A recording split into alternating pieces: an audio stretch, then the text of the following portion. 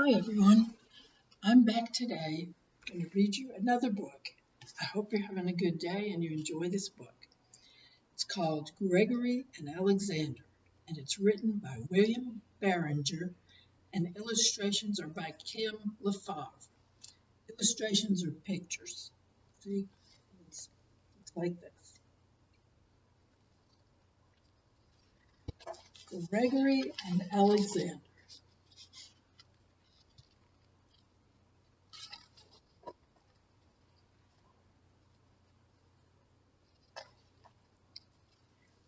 There once was a fine young mice named Gregory. He lived in Perambulator Park, surviving mostly on seeds and breadcrumbs and little bits of cheese he found under the picnic tables.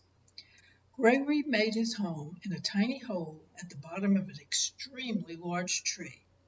His best friend, Al the caterpillar, lived nearby on the leaves of a milkweed plant.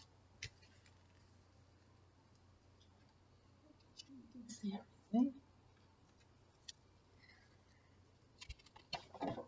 Sorry, this computer's got something popped up. Gregory and Al were best friends because once when the collector woman came into the park and put Al the caterpillar into a little plastic bottle, Gregory chewed a hole in that bottle and set Al free. Now the collector woman was angry. "Now where did that fat little caterpillar go?" she shouted.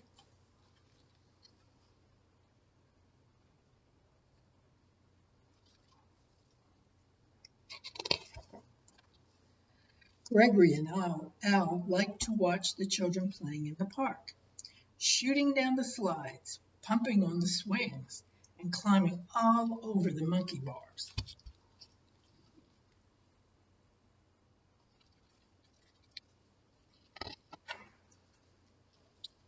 Sometimes at night, when everyone had gone home, Gregory would try those things himself. The mouse was very good on the slide, but could not do anything on the swings unless there was a strong wind to push him. One summer night, when the moon was full, Al the caterpillar stopped nibbling on milkweed leaves and joined Gregory in a race down the slide.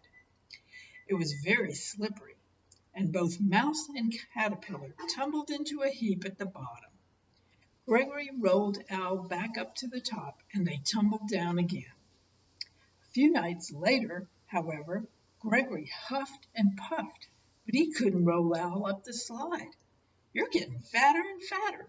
Too heavy for a mouse like me," he told his friend.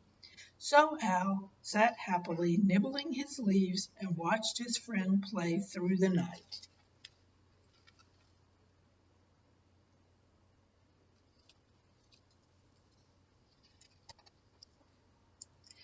What Gregory and Al liked most of all was when the children flew their kites. What kites they were! Tiger kites, eagle kites, airplane kites, box kites, Japanese fighting kites. The children raced around. Their kites climbed and swooped and did loop-the-loops and floated in the sky like angels. Of course, sometimes they crashed or got stuck in the trees, too.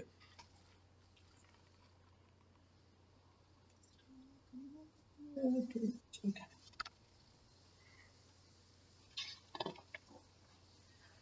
"I would love to fly a kite," said Gregory to himself, "but they are all so big. They would pull me off the ground and I might never come back down." That night he snuck downtown to a toy store. Many wonderful kites were displayed in the window, but not one kite was small enough for a mouse. "Rats," muttered Gregory.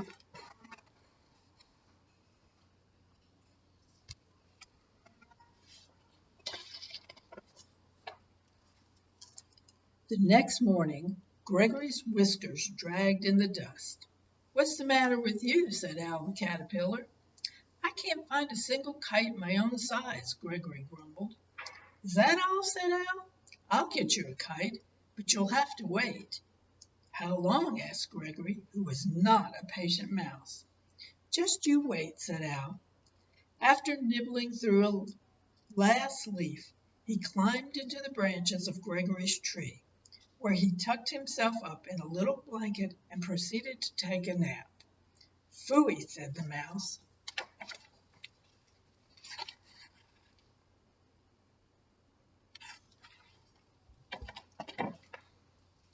So Gregory waited and waited and waited some more, but the caterpillar did not come back. Gregory tried racing on the slide alone. He even played with a friendly spider. Nothing felt quite right.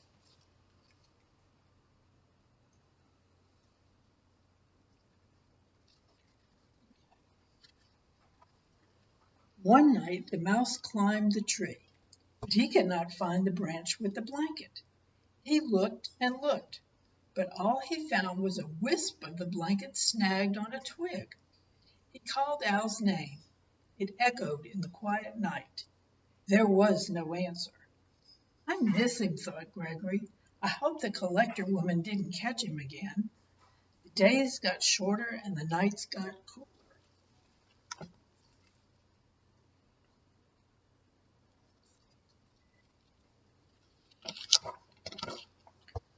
One morning, a beautiful orange and black butterfly fluttered down from the top of the tree.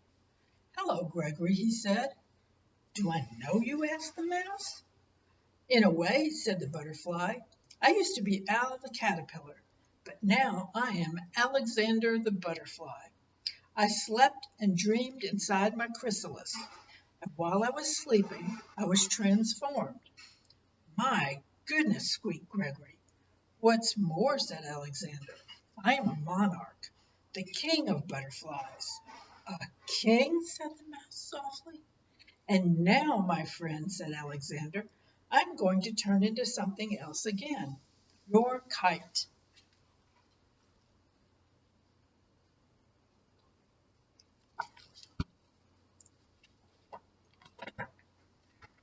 And so he did.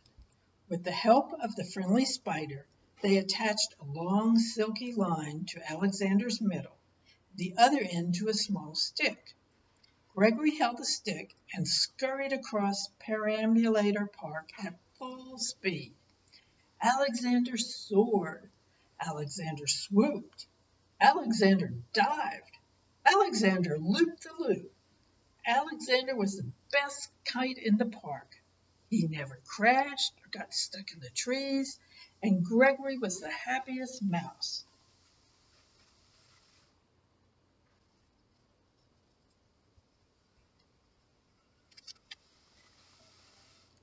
They played for days and days as the leaves turned from green to gold and red and began to fall to the ground.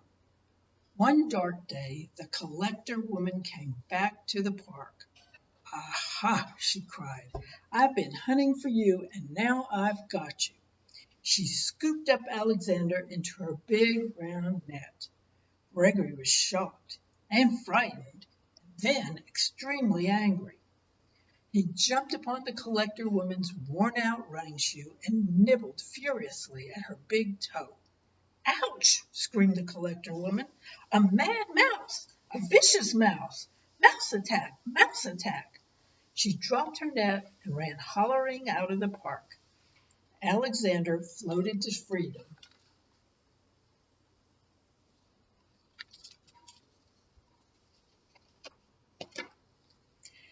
"You are a brave mouse and a true friend," Alexander told Gregory.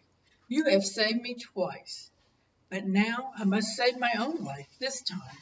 I must leave you now." "But why?" said Gregory so sadly. "The warm days are ending, the cold, dark days are coming, and I would freeze if I stayed here," said the butterfly. "I'm going to fly south, where it is always sunny." "Will I ever see you again?" asked Gregory. "No," said Alexander, "but I think that next summer you will meet another caterpillar. I hope that you teach him to tumble and roll on the slide. Perhaps he will become your new kite. Goodbye, my friend." Gregory watched until Alexander was a tiny orange dot in the deep blue sky, and then was forever gone.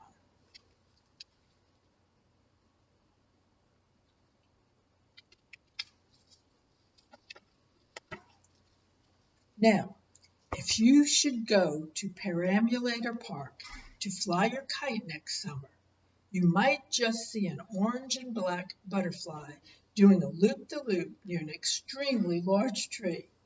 And if you look very closely down below the monarch, you just might see a fine young mouse dashing through the grass.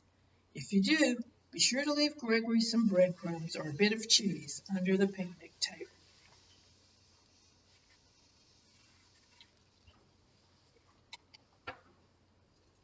The end. That's one of my favorite books to read to my grandkids, so I hope you really enjoyed it. I'll see you again later. Bye-bye.